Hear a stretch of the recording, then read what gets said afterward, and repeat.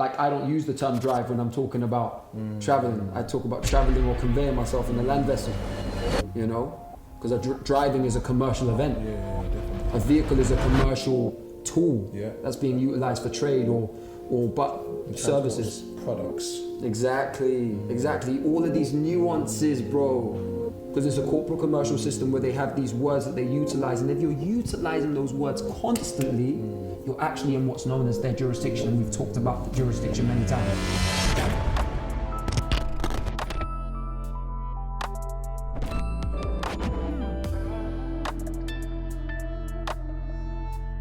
In Shadow of the Prince, at the end when you said you are more than what meets the eye or what people know, what did you mean exactly? First and foremost, I've been known by many of my peers and many of my circle for quite some time to be a singer and solely a singer, and I want the world to know me as far more than a singer. You know, although I love music, which I stated in the first film, music's always going to be a part of my life. There are many other endeavors that I want to take on. There are many other projects I want to involve myself in, many other industries that I want to work within. You know, I'm very much into horticulture, permaculture. I'm into holistic health.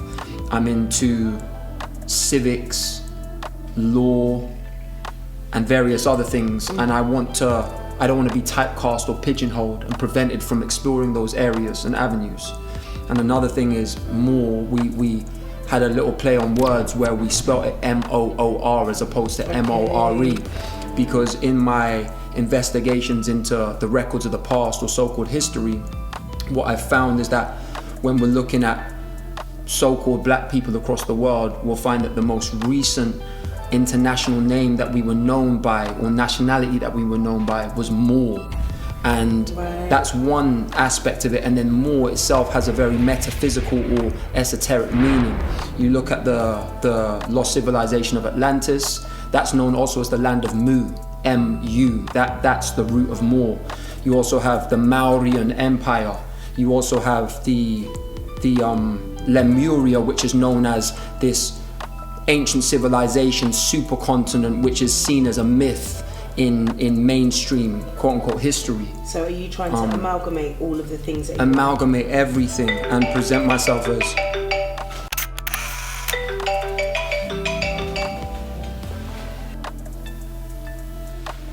yes. King, what's good? Bro, The venue is flames, you know. The team are just finished setting up. Exactly, it's the first door on your left. It's a red door. Yeah, I see it, I'm here.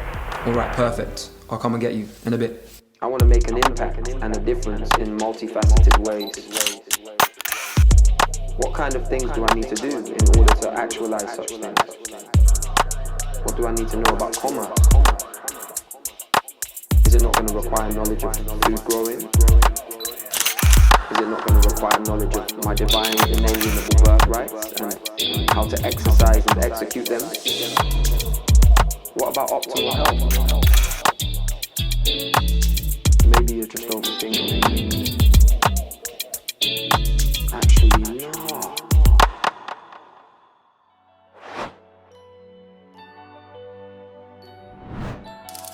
And you know what it is as well? It's a language.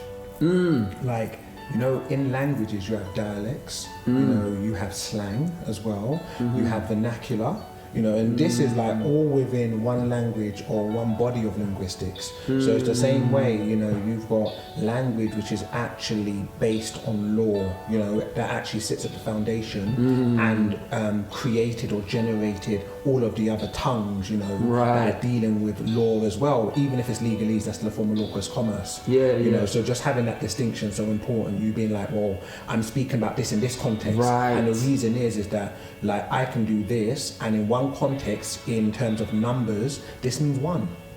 But if I then say, okay, in the context of direction, then what does this mean? Up. it's the same thing. Yeah, yeah, But it's yeah. not the same thing. Yeah. So that's why what you're saying in regards to just being mindful is important. But then even if you do use it, you're making that distinction. This is, I'm using this like this, you know what I'm saying? A lot of us are trying to get somewhere, you know? You see it in transport, or you see it when people are in transit. They're just trying to get somewhere. And in doing so, we miss out on the moment. Because even when you get to that place, that's another moment. But how can you ever value that moment when you haven't even valued the moments that led to this moment, you know? Crazy, bro.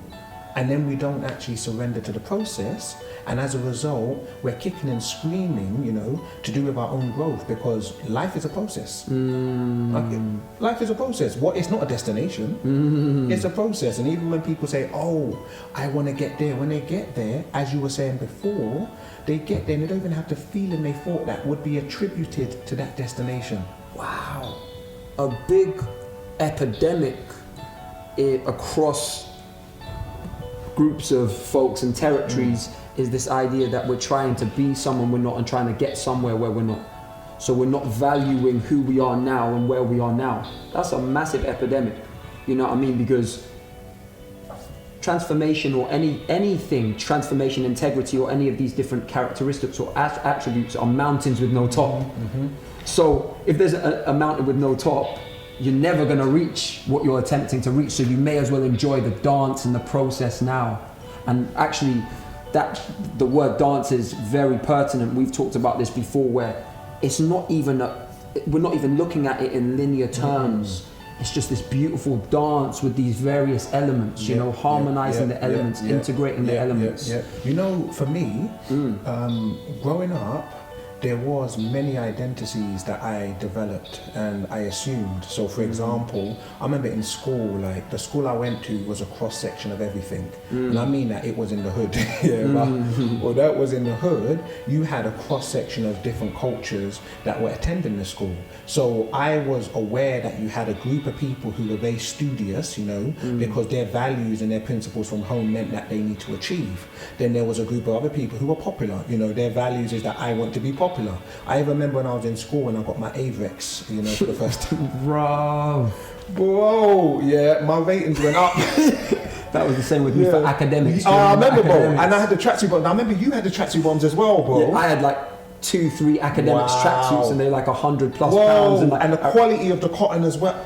Brother, when I got my AVREX, it was only me and my other brethren had an AVREX, I didn't buy mine, mine was a hand-me-down, but no one could know that, but my brother hadn't worn it, but my ratings went sky high, people stopping me just to feel the leather. When you actually think about that in reality, that's mad. Bro, it's a little bit of leather, a bit of cotton. And then people value you more. So then I realized in school, I was like, oh, if I do this, this happens, and I get this, and I get this type of attention. But what I realized that even within your identity, when you assume an identity, there's always a shadow. There's always a shadow, because what an identity is, it's a mask, you know? It's something you assume to actually perform a particular job or an activity, or to actually align with a particular environment. But when you're doing that, the identity has a focus. What it's not focused on becomes the shadow. So what I realized, as I assumed these identities, and this is development, you know, self-development and growth, I realized, oh, when I'm in this identity, I find it difficult to do this. When I'm in that identity, I find it difficult to do that. So it's pro and it's a con. Then I realized, oh, what I'm supposed to do, whether I'm a transitional coach, whether I'm a raw food chef, vegan chef, whether I'm a singer, dancer, mentor, songwriter as well. Because you co-wrote "Feel the Fire" with me. You co-wrote "Distance from the Moon" with Black Cactus and ourselves. Real talk. So whether I'm any of these, what I've learned to do is not attach myself to them, because once I do that, I actually then cast that spell on my consciousness not to expand. So it's more like a hat. You wear it. You perform that job, which is phenomenal, but you take it off. If you spend too long in an identity, which I've done, you know, what happens, it shrinks, it suppresses your growth in other areas, and secondly, what then will start showing up is ego, you know, and then you start holding on to things. I am this. And because I am this, when that actual identity serves its purpose, you won't let go. There are some singers, their actual heyday's over. Yeah. You know what I'm saying? Because you're not born as a singer. Right. That's something you do. Yes. But once you say, I am a singer, Right. that's it. Now you're identifying with it as if that's you. And you're way bigger than all of that. It's literally the reason why we've created Shadow of the Prince. That's the reason why I led in the first film with, am I not more than an entertainer? Am I not more than a singer? Bingo. Because for so long, I and you and we have identified solely as singers, and it's limited us to the nth degree. Do you know what I mean? Go ahead, bro. And look what happens to a lot of the greats. Because all of the attention and value that they've got in their life is to be able to hit a note or perform in this way or get a number one. As a result, they don't actually receive the presence of the present moment. Bro, on that point, reading the book Mada, The 11 Laws of God by Ravaan Nefer Amen, which was such Powerful. a revelatory read for me, man. And he talks about that. He talks about a plethora of things. Also, particularly talks about the conscious and unconscious minds and integrating the two.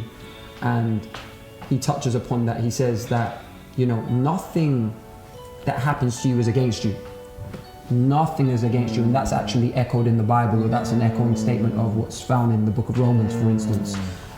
If God be for you, who can be against you? Yes, exactly. Well, we know that the Almighty or the All-Powerful or the Infinite Intelligence is always for us. You know what I mean? And yeah, like learning that actually, or musing over that nothing's against me. That itself is such a lesson. It's such a beautiful distinction for me to utilize to grow, because then I realize anything that happens to me is actually happening for me. And so, like in terms of your music as well, I know there are certain topics you're talking about. However, but when you're talking about these topics, gatekeepers, it's very much in an empowering context. Right. You can talk about the same thing and be disempowered though. 100%. You get that? But that means you have a feeling about this topic. Yes. And then you're generating that feeling and channeling it through music. Where someone else will talk about the same topic and they'll get depressed. Yeah. You know what I'm saying? Or angry.